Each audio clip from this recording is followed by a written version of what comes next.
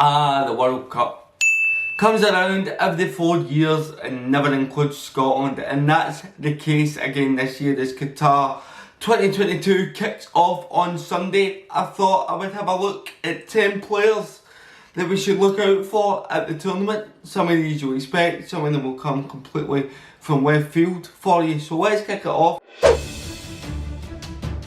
It's an American, and while a lot of you think I might be about to talk about Taylor Adams or Christian Pulisic, the first player I want to highlight is a box-to-box midfielder who's currently plying his trade in La Liga for Valencia.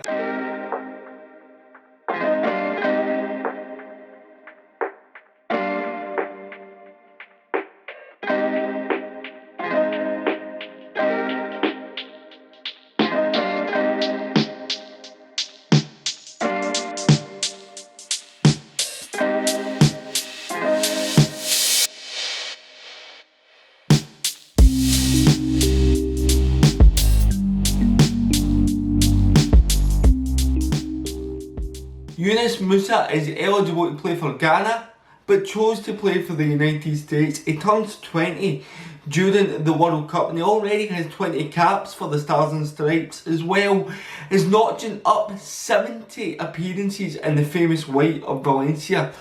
While he's not a prolific goal scorer, what Musah will bring to the team is a ball carrying ability. He'll be able to get the US on the ball, up the pitch, and supply the ball to the feet of the likes of Christian Pulisic, who can unlock a defence, and I think he's going to be key if the US and Greg Berhalter's men are to get out of the group stage. I think there's games, particularly against England, they won't have a lot of the ball, so Musah winning the ball back, carrying them up the pitch, winning free kicks, doing the dirty side of the game is going to be really, really important for America. Well, Chelsea will not even start now that I've said that.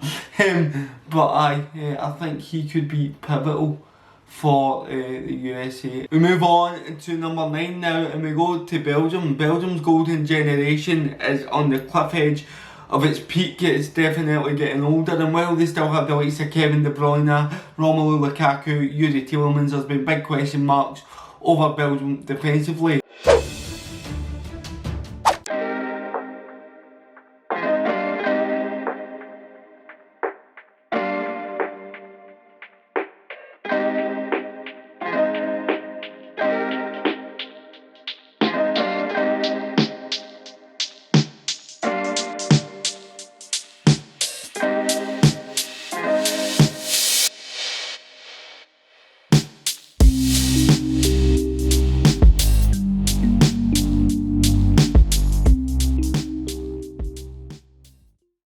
I'm going to highlight Leandro Trossard. I think he goes under the radar in the Premier League a wee bit, but I'm sure Brighton fans appreciate what he does for them. He's getting 9 goal involvements in 14 games for the Seagulls this season, and I think he will be able to continue that form into the World Cup, because it is a mid-season competition this year for the first time ever, and if Roberto Martinez knows how to do anything, it is how to get the best out of his players. So I don't think Belgium have enough in their squad to quite win the tournament, but I do think Trossard will have a good tournament which will carry Belgium to the quarter-finals. We started off the list with 2 that came from left field, and we move on to someone now who I don't think will be a surprise to anyone. He plays for the favourites for the competition.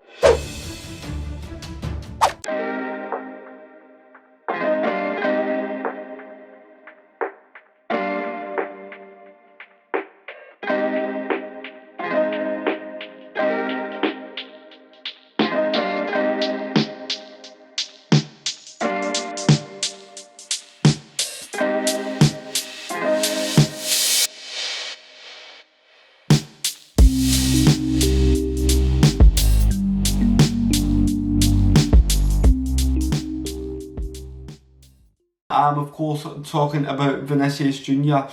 It might surprise you to learn that Vinicius Jr. only has 1 goal in 16 appearances for La Seleção, but while people are talking about a dream final between Portugal and Argentina, which would see either Lionel Messi or Cristiano Ronaldo pick up the first World Cup in their career and probably go down as the biggest football game ever to be played. I think when you look at the career, I heard Ryan say that on his stream, Ryan118, so shout out to him. Go and give that a wee watch if you haven't. He mentioned that on his stream, and I completely agree with him that would be the biggest game in world football. Well, he was giving his predictions, he mentioned that, but my prediction is that Brazil are going to go all the way, and I think Vinicius Jr. will have a great tournament that we're talking about, and will it be enough to win the Golden Boot or not? I don't think, because he is more of a winger than playing through the middle. So, but I do think he'll be involved in lots of goals, and his skill and his flair will light up the tournament as Brazil go on to win the competition. So in at number 8 we have Vinicius Jr. We move back over to Europe now, and there's a player I want to mention. He's the youngest ever goal scorer for Bayern Munich and the youngest ever appearance holder.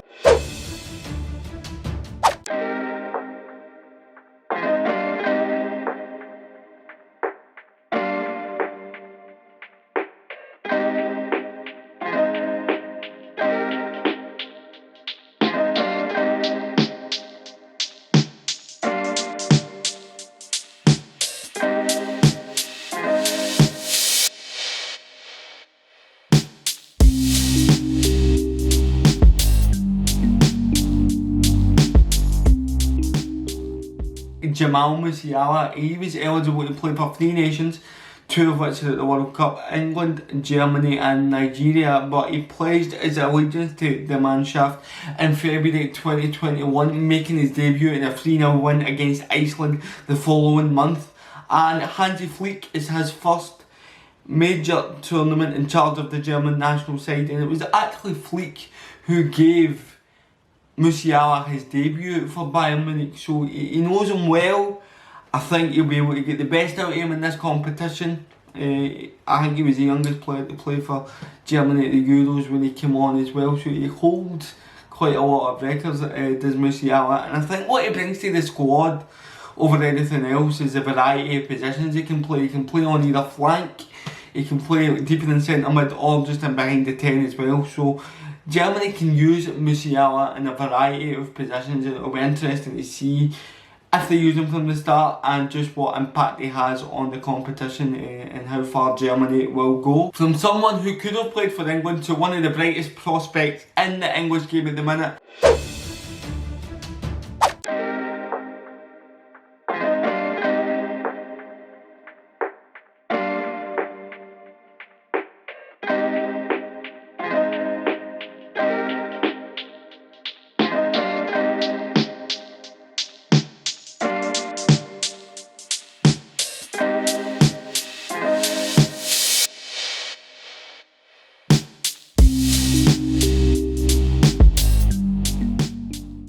I am, of course, talking about Jude Bellingham. I think there was a lot of people surprised when Birmingham City decided to retire Bellingham's shirt number, given how young he was. But since he's moved to Borussia Dortmund and put in the performances that he has for the German side, I don't think there's many people question that at the minute. I think he's definitely one of the hottest prospects in world football at the minute. It's been touted, I could say at the minute more, couldn't I? It's been touted that he's going to be sought after from the world's greatest clubs, from Liverpool, Real Madrid. They're all going to be after him at the end of the season, while they touted that he's leaving Dortmund. And this competition will be a chance for them to show that he can do it at the highest level. I don't think there's any question over Bellingham's ability, but I do think that he's going to be a massive player for Gareth Southgate and for England if they're going to do anything in the competition. It'll be interesting to see how England line up, whether they're going to go with a 4 at the back or a 5 at the back, and it's similar question marks to Belgium for me. I don't think that England have enough in the ranks to win this World Cup. I think there's too many question marks over them defensively. I think that's highlighted by the fact that Gareth Southgate plays 3 at the back. I think if you go with 3 centre backs and 2 wing backs, with people sitting in front of that, which is what England tend to play against the bigger nations, it shows that you're very weak defensively, and they don't have a good record going into the competition, having finished bottom of their Nations League group And I just think it's very, very difficult for them to turn that around. I mean, there's been question marks over the selection of, or the non-selection rather, of Fikayo Tomori and the likes of Connor Cody and Harry Maguire going instead, and they've got injury problems at right back as it is. So I don't see England having enough to win the competition. I do think they'll get beyond the group stage, maybe even a quarter-final or a semi, but they won't win it. And I do think that Bellingham is going to have a great tournament, and he will be talked about after it. So Jude Bellingham makes the list. The next one now is completely from left field, probably the most left field shout of the whole list. I doubt many, when you clicked on this video to watch it, had me having an Australian down on my list, but I do.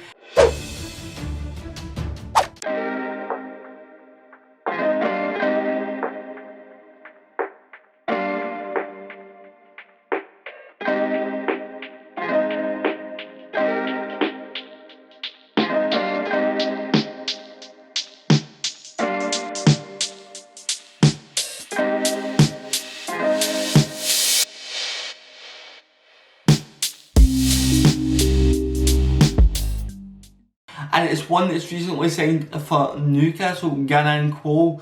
He played for Central Coast Mariners in the A-League before moving to the Premier League with Newcastle.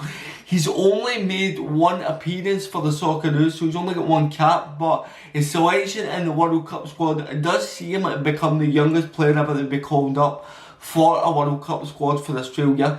He's an exciting attacker that will run at people, commit defenders, and I just think, although he might not start every game, there will be points where he comes on in this World Cup and he'll do something. There'll be a moment that Kuol will produce that we were talking about. I look at the game against France, for example. I think that there's a lot of problems within the France camp, and that they can be got. I don't think it's certain that they're going to go through this group stage, and could Australia be the ones to shock them, and could Garang Kuol have a say in that match? We'll just need to wait and see, but he does make my list. On to number 5 now, and now we're going to talk about someone who probably became a bit fed up by continually not being selected for the Spanish national side. He chose to switch allegiance to the country of his birth.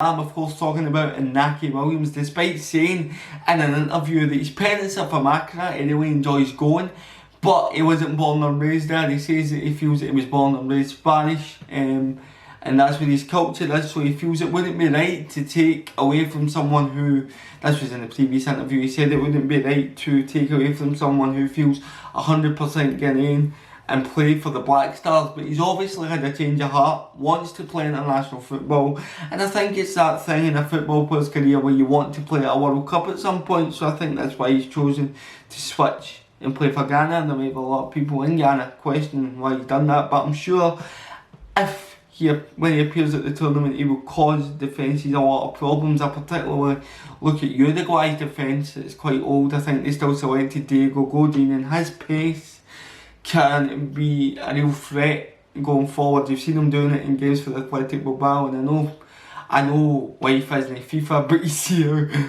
how good his card is in FIFA as well. So Inaki Williams, I think if Ghana are going to get out of the group, he will be the reason why, and he has made the list. We are on to the final 3 players now, and we go to Portugal.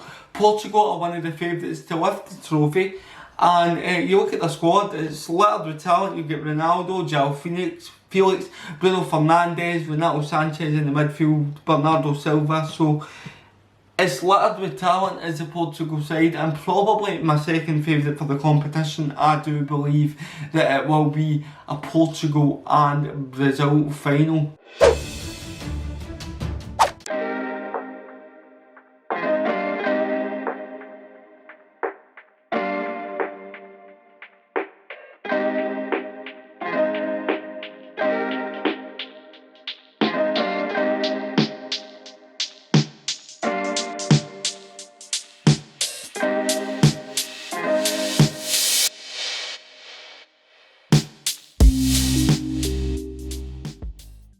Rafael Leao, who played a big part in Milan's Serie A triumph last year. He scored 11 goals and 10 assists throughout the season, and he's continued that form with 11 goal involvements and 14 appearances this season. He's someone with real pace, real flair, someone I think when teams sit back against Portugal, he can have the ability to unlock a defence, and I think he's going to really light up this tournament, and I'm really excited to watch him and to watch Portugal. We're on to the final two now, and we're going to move on to a Spaniard. I know we spoke about someone who struggled to get in the Spain side, and I think it's safe to say the Spain side are a side that are in transition at the moment.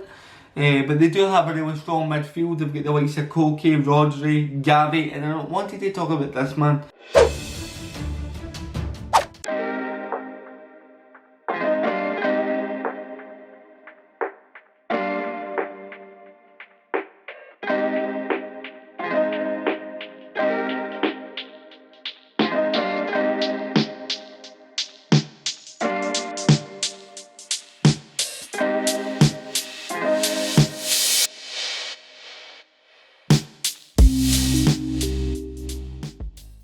Pedri, I think he's going to light up the competition. I think he's one of the brightest prospects that La Masia have produced since Lionel Messi burst through Barcelona. He's your typical Spanish centre mid where he'll keep the ball, he's got a wee bit of flair about him as well, and definitely one with the ability to light up the tournament. You look at Spain's group, they've got Japan, Germany in there, but I think that Pedri will have a really good tournament. Spain won't have enough to win it, but he'll carry them in the quarterfinals. Let's go. And I am really looking forward to see what Pedri can do in Qatar. So let's get on to the final player to watch out for, and this is a player who plays in a completely different position for his country than to that of his club.